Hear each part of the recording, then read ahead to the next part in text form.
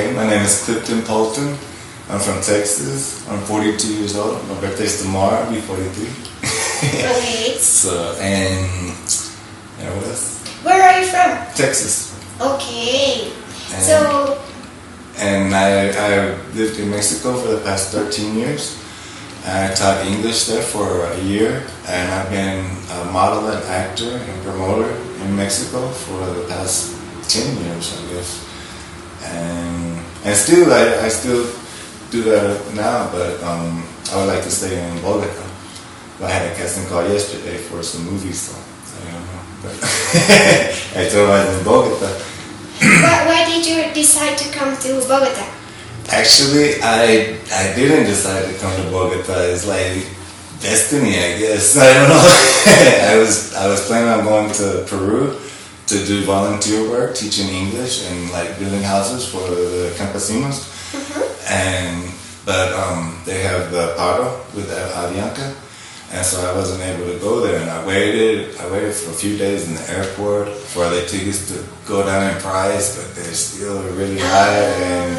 And so I got an expensive hotel room at first, and I spent too much money, and now I'm just in a hotel like two blocks away from here. And they're very nice people, yeah. So unfortunately you were affected by the crisis that Avianca has. Do you know what's the problem about it? No, I don't. Actually, it's because the pilots are asking like to get a lot of benefits. Well, something that we have to respect, because I know that they spend a lot of money on their career, but they are asking to get like free tickets for their whole family, and they want to get a huge. Actually, I consider they have a very high wage, but they want to have a higher one. So Avianca is having a problem with that. So that basically what they are doing is that they are bringing foreigners to drive their airplanes, because like everything is tough. Right. And the prices are so high. Yeah, it's like 10 times the price. It's like $900 just to go to Lima.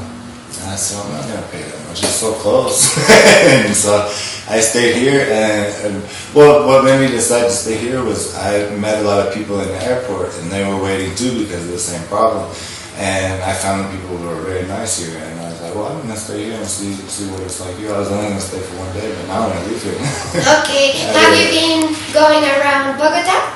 Yes, I went up on top of the mountain, and I went like Montserrat. It is called Montserrat. Montserrat. No, the iglesia. The iglesia.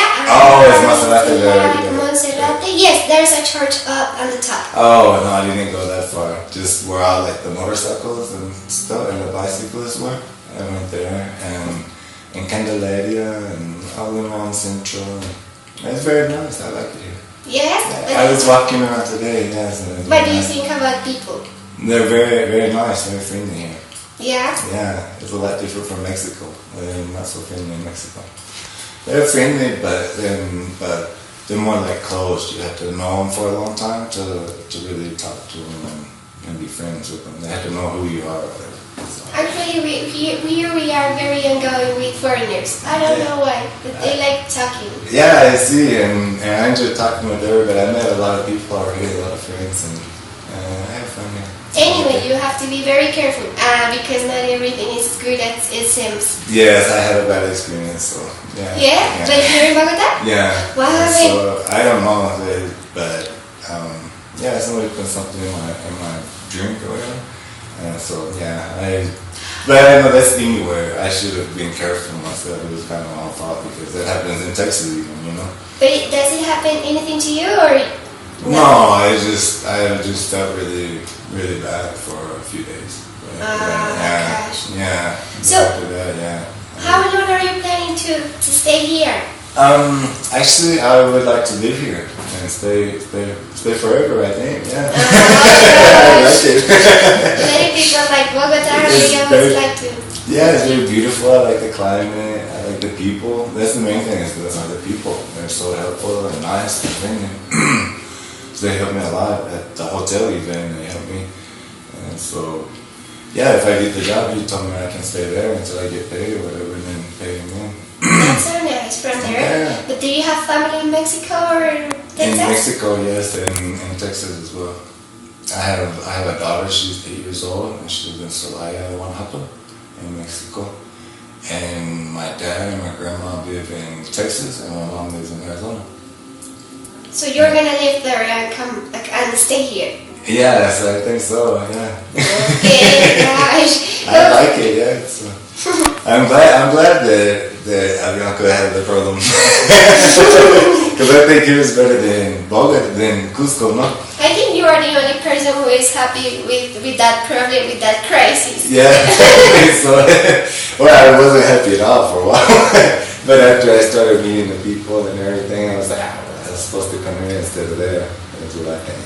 Yeah, it could be. It could have been destiny. Yeah, because everything happens for a reason. If I look at it, so and yeah, I really like it. So okay, so now I want you and I want us to talk about the political system. So I would like to talk about how is like the organization in USA in terms of political system. Right now it's horrible. We have a horrible president, and I don't know if you've seen him, but he was like a joke. Yeah, I can't believe the things he says on the TV, and I think that they're trying to make like a civil war and a race war and all that kind of stuff, and they're doing it. I mean, they're having riots whenever he speaks. All these people are fighting outside the buildings, and you guys probably don't see it here, but it's terrible what's going on in the United States right now.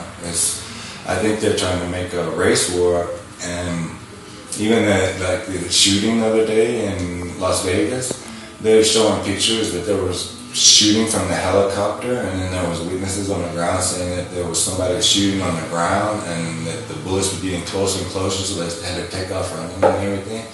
And one person was saying that, and one person actually died. They were saying that she died in the hospital. I guess they killed her. I don't know, but yeah, I don't know what is going on with that. We've never had a president. Our president is supposed to be very distinguished, very, very perfect, you know, like only have been married once, and they have a very extensive background check on them, and they have to have no flaws. And this guy here, he's bankrupt. How do you bankrupt casinos? He's bankrupt like 4 casinos. And he's doing the same to the country. Like he says he's lowering taxes, but he's lowering the taxes for the rich, and then the poor have to pay for it. And then where are our services going to come from? Like the road services, healthcare services, and all this kind of stuff. And he's breaking all the like the environmental stuff, all the environmental laws. He's getting rid of all of that and letting them just destroy the nature. And he's doing a lot of really bad things. I think that they're going to impeach him, or somebody's going to assassinate him, I think. But what do you think he won the elections? What happened there? He didn't win the elections. He lost like 5 million votes, but they still put him in. But that's just, I don't know, that's why I don't vote. Yeah, because it doesn't matter, yeah. And that's even with him, supposedly they had hacked into the voting system and everything, and he still lost about 5 million votes. But the way they have it is that there you have like the Republicans, the representatives, and they amount for so many votes and everything, which it shouldn't be like that. It should be the people's vote, not the powerful people's vote, you know what I mean? So would you consider that as an affair, as a kind of corruption? Yeah, it's very, very big corruption, yes. Okay. And I mean, because he's already been caught giving secrets to Russia and all this kind of stuff, and he has a lot of dealings with Russia, and his family has dealings with Russia, but yet, you know, they still keep him in office. So yeah, it's big corruption. And what about the corruption among normal people, citizens? I don't know, it's not so bad. You know, there's a lot of crime in the United States. I mean, I would actually consider the United States the most dangerous country in the world, really, because there's a lot of gangs, and they'll just shoot you just for fun, or to steal your shoes or something like that. And they already have like a lot of shoes when they're rich, you know, and they just for fun and they kill you.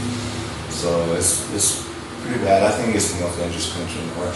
If you look at the homicide statistics of all the cities, it's way higher than any other city in the country, especially Chicago. There's like 40 murders on a weekend there. And so, and just think how many other people got shot but didn't die. So it's very bad.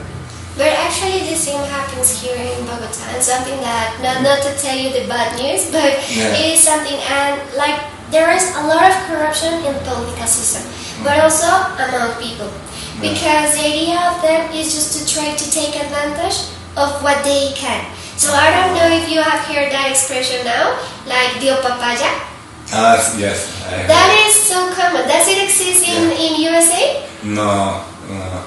It's like, I don't know. Yeah, it's but not so bad. Not so bad. The normal people are pretty. If you go to smaller towns, it's like any big city, I guess. You know, like any big city, you're gonna have a lot of crime and violence and drugs and stuff. But if you go to smaller cities, I think it's the same here too. You know, it's very tranquil and there's no problems. And it's like everybody knows each other and everybody tries to help each other. But in the big cities, yes, it's very dangerous. Maybe in the smaller towns, the problem that we had, it was about FARC.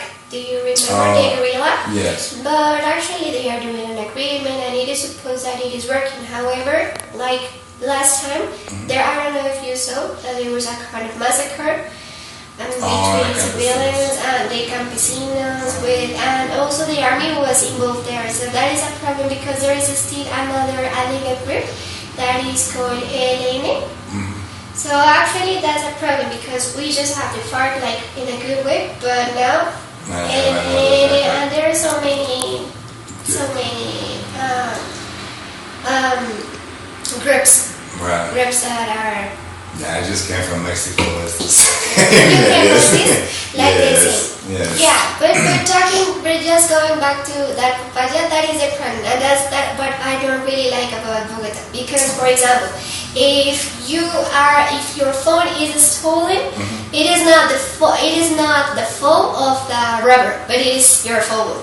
Why? Because you were chatting, because you are not supposed to chat calmly in the street. It is your phone. Actually, last night I saw an incident like that. I was walking and I was with my phone, and then I saw a motorbike with two men like going so fast, and then the two girls said like, go hello. And I was like, oh gosh, I had to keep it, and I was like, gosh, that was so frustrating, and I felt like so nervous and so because you don't really know how to act. Yeah, someone came up on me like that on a motorcycle. I was walking, but I was going to the pharmacy across the street, but they came. Oh man, I turned around like that, and then they went away. But I guess they were gonna pickpocket me or something, take my wallet or something. But I turned around and was watching them, and they drove away. Okay. So I guess they thought, no, they're not. I don't know. That's because I was aware of them. Yeah, but I think they just try to sneak up on you, right, and beat you like that. That is why it always happens. Like you are the problem if you that papaya, but if you don't, you are okay. Yeah. So that's a problem that we have, and even I don't know if you have heard about the IMEI. No. Email. That each on one your phone? has yes, IMEI, the identification number. Has it. And actually we are doing many restrictions on it, like blocking the phones and so on. But that is a problem because the problem can be solved. Yeah, you still lost your phone, you know, but at least they can't use it, I guess. Yeah, and they have like the digital track and so many security, but they keep stealing. They keep stealing. Sounds like normal. Yeah. And that's a problem. Sometimes it could be in a good way because they just ask you to give them your phone, but sometimes even because of a phone you cannot because they just snap you or something like that, and many people have died because of their phones. Died? No, that's bad. That's sad. They were killed. Yeah, I had a gold necklace, and they told me, no, don't wear that. Somebody might kill you for it. Yes. I mean, insulted. So that's why you have to get a costume too. Right. I see the people with the mochilas and the front and everything. Yes. They do the same thing in big cities in the United States and in Mexico as well. And I know because one time I bought a ring, and this was in a small city in Wisconsin, and there's hardly no crime there. And I bought a ring for this girl, but it was just silver and like a little sapphire heart. It was a pink heart. And I guess they thought it was like a pink diamond or something, like really expensive, you know? And I was shopping, I had other clothes and some shoes, and when I got to my car, someone had cut the bag open with a razor. Gosh. Yeah, so it's like the same thing. It used to happen here in Transmilenio. Yeah, you this was have in your bag and it's like open, and gosh, when you see everything is just over the floor. Yeah, that's the same thing. It happened to me like that too in Mexico City. They cut my pocket. Gosh. Yes, And you didn't realize it. No, but I felt it, and I turned like this because it was one of those micro buses, the little small buses, and the whole bus was empty. And then these two guys come and they sat behind me, and I was thinking, and then he's like this on my chair, and I was thinking, why did they come in? I looked, there was a girl there that was sitting there before I got on. And I looked at her and she like looked away. I was like, yeah, there's something. So I turned like this, and when I got off the bus, I checked, and they almost got my wallet. And I had all my money in that wallet at that time. Gosh. Yeah, so if they would have got my wallet, I would have been like stuck in Mexico City, and that's not a nice place.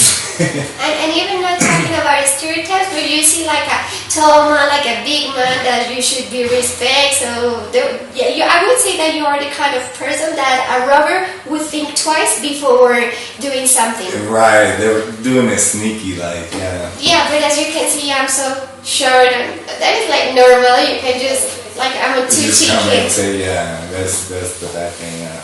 Okay, and then let's talk about the healthcare system. Okay. What can you tell us about it? The health system in America? Yeah. We have a pretty good health system. Everything is, if you have insurance, it's free. Like, I'm Native American, and so we have Native American clinics that we can go to. Like, different tribes have their clinics, and all the Native Americans get free whatever, dental, everything, medicine, medical treatment, surgeries, and everything. But that's because, you know, the government stole all of our land and everything, so they give, the federal government gives a lot of money to the Indian tribes for them to have those clinics. But for the normal population, you have to have insurance to like go to the regular doctor. If you just like a very little bit sick or whatever, or you have to pay. It's very expensive. Like a doctor visit is like about $150. It's very expensive. But if you have an emergency, then you can go to the hospital and you don't have to pay anything. But because it's like a law that they have to treat you if you're in danger. Like if you have pneumonia or you've been hurt really bad or something like that, and you just go to the hospital. Or you have broke a bone, then you go to the hospital and they have to fix it. And is it quick assistance there? Is it quick?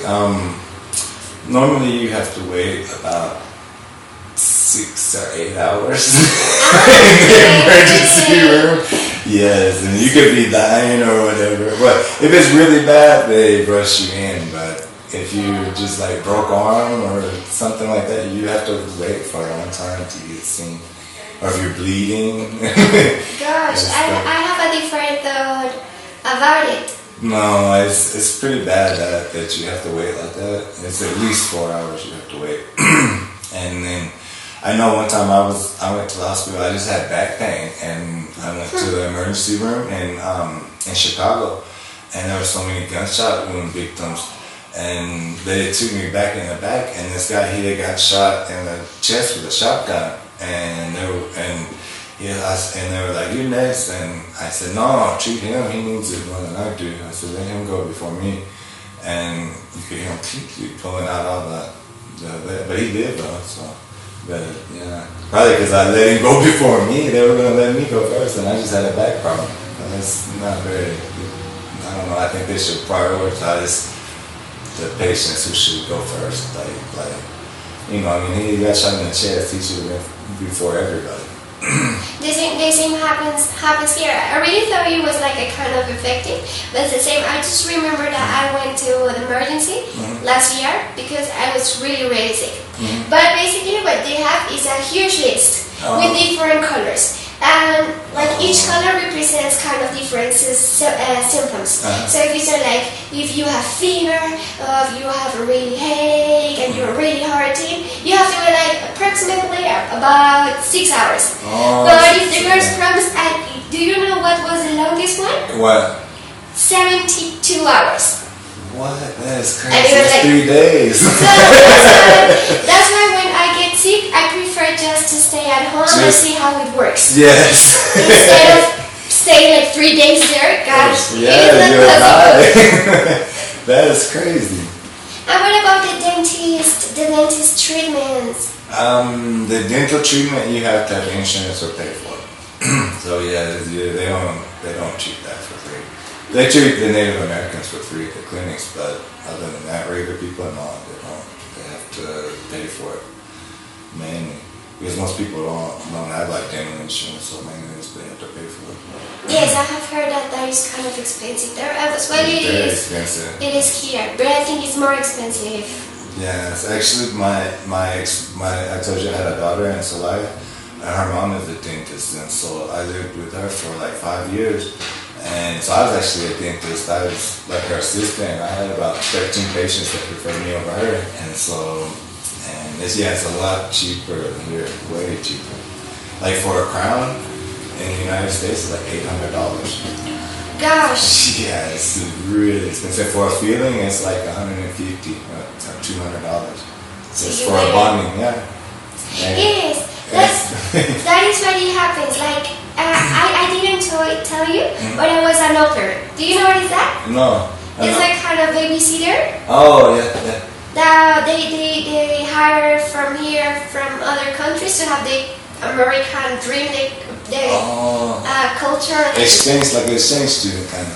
Yes, like exchange, and it was like you better don't get sick because that is going to be a problem. And if you get a dental problem, very expensive, yes. You will have it. Okay, and another question. What do you think about the ethic of the doctors from USA? They have pretty good ethics, I guess. Well, not really, because they have all these like pharmaceutical representatives. They come and they take them to golfing and for lunch and everything. So of course they're gonna give them medicine samples and they like pay them to sell their medicines. And so it's kind of bad in that way. But they have pretty good ethics other than that. But they get bribed by the pharmaceutical companies to use their medicines. Because actually, here in Bogota, we're having such a huge problem with the healthcare system, and it's like the corruption is one of the main aspects that doesn't allow to take advantage of something. But also, it's like what the ethics that they have is that they just cure the symptoms. Exactly, that's what they do. They don't go to like what is really inside there. Yes. And the same happened with my mom. She got breast cancer. And first she started with like a little ball, and it was like, it is normal. It doesn't happen. Then it was like increasing like a lemon. And it was like, but it is normal. Then it increased like a lot, and finally she could avoid chemotherapy. She could have avoided many therapies. The radiotherapy. She could have avoided cutting and shaving her hair and so on. But they just waited until the last time just to do that. Oh, really? Even though they knew that it was cancer. Well, I think chemotherapy is very bad. It's like it's poison, and it kills you faster. So she actually was better off not getting that, I think, because when you take chemotherapy, it actually kills all of your white blood cells, and all the bad cells too. And so it's like that's why you lose your hair and you get so sick. It's just poison. Actually, the medicine that they used to treat cancer was rejected before for it's the drug that they used to treat AIDS, the HIV. It was rejected as a cancer drug, and then they give it to the AIDS people. And I don't know if it's like this here, but if you ever take an AIDS test, like, because I got married in the United States and you have to take an AIDS test. And they give you questions to answer before you take the test, before they take your blood. So I think they like give you the AIDS if you're a person that they don't like. Like they ask you if you use intravenous drug, if you're an intravenous drug user, if you're homosexual, all these kinds of things. And then what other tests have you ever taken that you have to answer questions before they draw your blood? Like where you were, yeah. And then the people go, oh yeah, I got HIV, and I think that they actually give it to them. That's what I think. I don't know if it's true or not, but I don't know. That's strange to me that you would have to answer a questionnaire before they draw your blood. Yeah, it is kind of common, but homosexual stuff, I have donated like 3 times. Mm-hmm. But it was like normal ones, maybe if you had tattoos and that too. Yeah. But homosexual? No. Homosexual? No, they don't ask that. No, not creepy questions about it. Yeah, it was really strange because they asked about tattoos and all that too, and everything. It was like a long list of questions that they asked what race you are and everything. It's very strange to me. Okay. But I don't know. And I feel that a lot of medicines, like you said, they just treat the symptoms and they don't treat the problem because they make a lot of money off of it. Why would they want to cure you if they can keep you buying medicine? That's their business, and so that's a big problem. And so I know in like the early 1900s there was a big fight against the homotherapists, like the people that cure diseases with plants and herbs. And there was a big fight against the pharmaceutical companies and them. And of course they lost because the pharmaceutical companies, they had the money. But if you think about it, all of the drugs, they're extracts from plants. Yeah, and it still is a debate that they are trying to do. Like epileptic people, it like marijuana cures that, or at least tries to do that. Everything, yeah. But that's business. Yeah, that's the main reason it's illegal, because it treats over like 2,000 diseases. They would lose a lot of money. Yeah, they lose a lot of money because it treats anxiety, it treats all kinds of things, and cancer, AIDS, everything. It cures almost everything. Yeah, and even it's not the doctor's fault, because they are asked to do it, to follow the rules. I don't think that they actually know. I think that they just go by what they have studied, and they don't study anything else. But see, when they take the extracts out of the plant, because you can't patent a plant, and so they can't make money off of the plant. But when they take the main ingredient out of the plant, then it doesn't have the other ingredients that goes along with it, and so it doesn't cure you. It's not the same thing as the natural, because the natural has all the different compounds that work together, and they only take the main compound out. And unfortunately, also it is because of how drugs are seen. Because marijuana is seen such as a psychoactive substance that is just to do drugs and so on. So that's why, like, what people that get high with that, how is it possible to cure? But because it is vaccine. Yeah, but that view in the United States has actually changed. Everybody knows it's medicine now, and it's actually legal in a lot of states, and especially it's illegal in all states for medicinal use.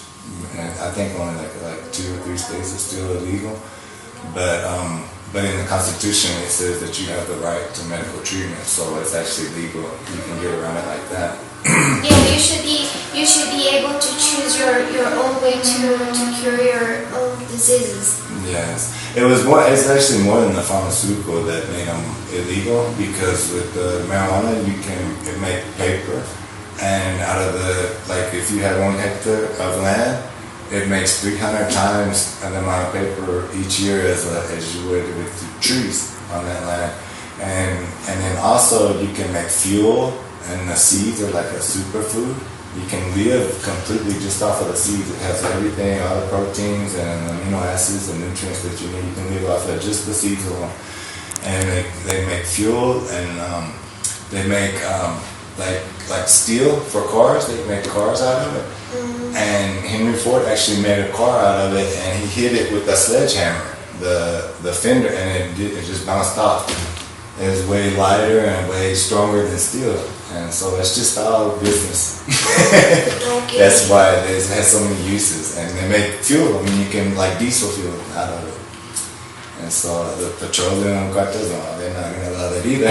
So you have a lot of different, you have the pharmaceuticals, you have the petroleum, and you have the people that make paper. And so that's why it was legal for so long in the United States. So and here now still too. Yeah, let's see what happens with that, because that's a problem of the healthcare system, okay? Yes, I hope that they start letting people treat people with medicines that cure. In the United States, they actually will arrest people when they find cures to cancer and stuff. They'll come in and they'll take all their stuff, all their drugs or whatever, and it's just herbs, and they don't have any bad side effects or anything.